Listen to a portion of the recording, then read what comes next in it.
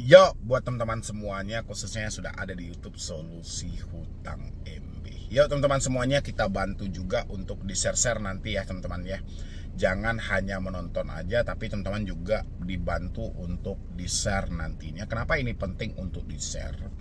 Bahwasanya kata OJK, ya bukan kata OJK ya, kata Asosiasi Fintech Pendanaan Bersama Indonesia, gencar gerakan atau ajakan dari oknum-oknum katanya kan, yang mana mengajak orang untuk galbay pinjol. Padahal ya teman-teman semuanya, orang itu tanpa diajak dia sudah tahu fakta dari kehidupan dia. Sebagian nih ya, walaupun sebagian lagi ya oke, saya membenarkan hal itu karena memang marak banget gitu loh, ajakan-ajakan untuk minjam, untuk tidak bayar dengan disetting data fake, data kontak dan segala macam. Tapi kali ini saya mau menunjukkan sama Asosiasi Fintech Pendanaan Bersama Indonesia bahwasannya masih banyak orang-orang yang benar-benar karena fakta hidup ya. Dan habis itu juga apa yang dilakukan oleh pihak dari penagih hutang sama-sama kita bacakan nanti ya. Di sini yang mau saya terangkan itu tentang yang telat bayar atau galbay di Akulaku, di GoPay Pinjam, dan di Kredivo. Tapi sebelum saya lanjutkan, buat teman-teman semuanya, boleh disupport dulu dan didukung dulu. Nah, mungkin teman-teman bisa lihat dulu di sebelah saya di sini, teman-teman, satu-satu dulu ya, karena ini curhatan dari salah satu follower saya juga. Nanti teman-teman juga boleh melalui Instagram yang ada di layar Anda, tapi jangan lupa juga sebelum Anda untuk bertanya sama saya, jangan lupa juga untuk di follow juga ya akunnya ya. Tapi memang teman-teman semuanya harus sabar untuk menanti jawaban dari saya karena banyak banget gitu loh. Dan nanti teman-teman juga bisa langsung melalui nomor WhatsApp saya juga boleh, klik aja tombol gabung yang ada di bawah nama channel, nanti ambil aja langsung berdiskusi dengan Medi Broni. Itu jauh lebih cepat diberikan tanggapannya daripada Anda menunggu melalui DM, itu sangat panjang dan lama ya. Assalamualaikum bang, maaf saya malam-malam mengganggu. Saya minta tolong bang, saya pinjol, saya ada 3 APK. Saya nggak sanggup bayar, gimana ya bang solusinya? Kalau memang sudah tidak sanggup bayar, tidak ada satu orang pun yang bisa memaksamu untuk terus membayar. Karena konsepnya sudah tidak sanggup.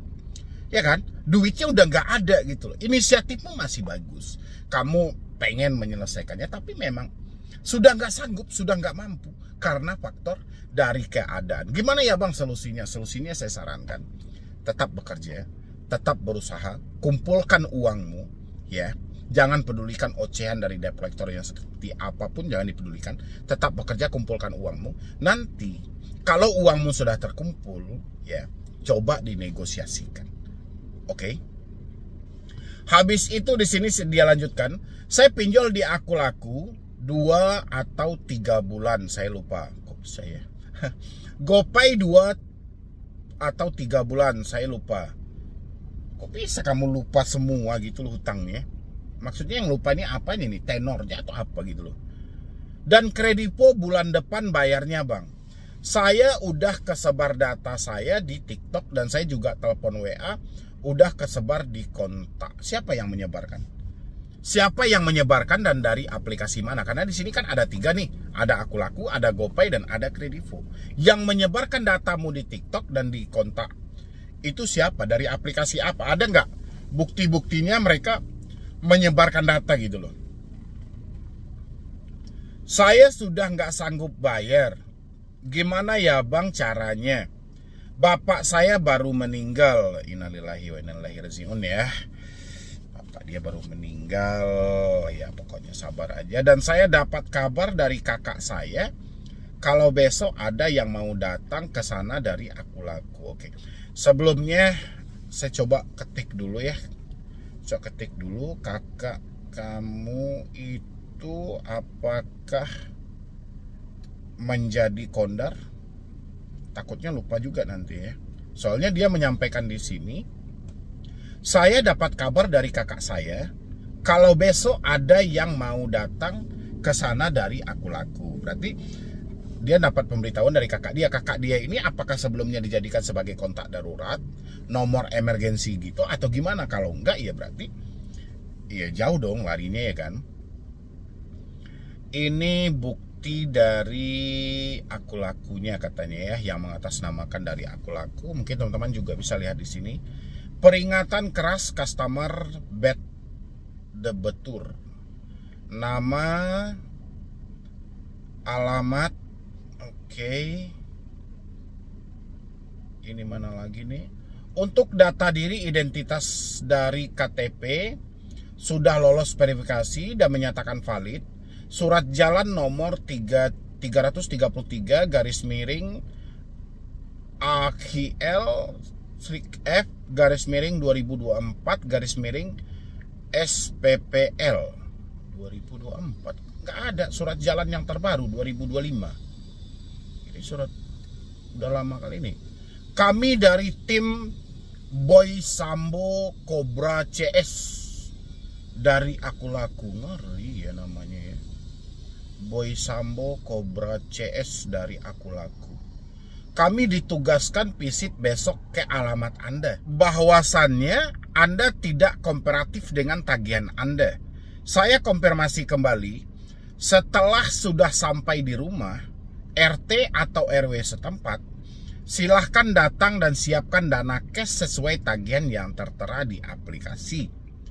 Jadwal pengambilan dana di bulan, tanggal di hari besok 24 Juni 2025, yang berlokasi di rumah atau di kantor alamat nasabah.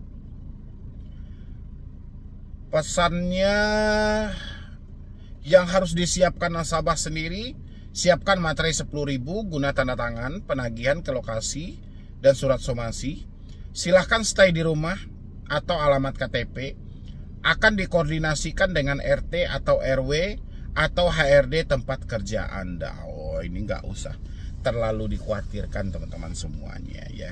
Mau mereka bilangin dia mau datang, mau gimana segala macam gitu loh.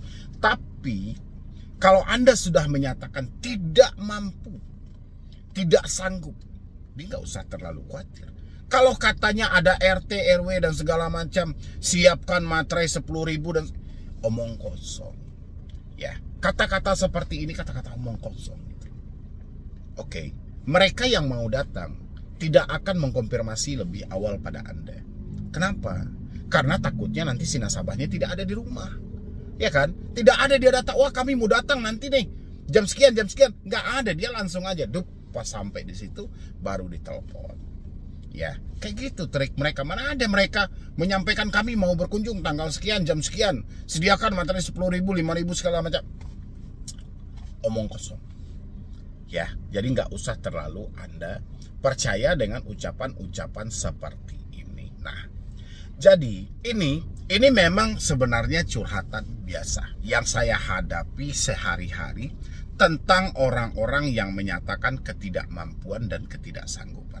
Kalau asosiasi menyampaikan, ya, banyak orang yang terpengaruh dengan ajakan Galbay, itu sebenarnya nggak benar juga gitu. Sebagian mungkin, sebagian kecil banget gitu loh.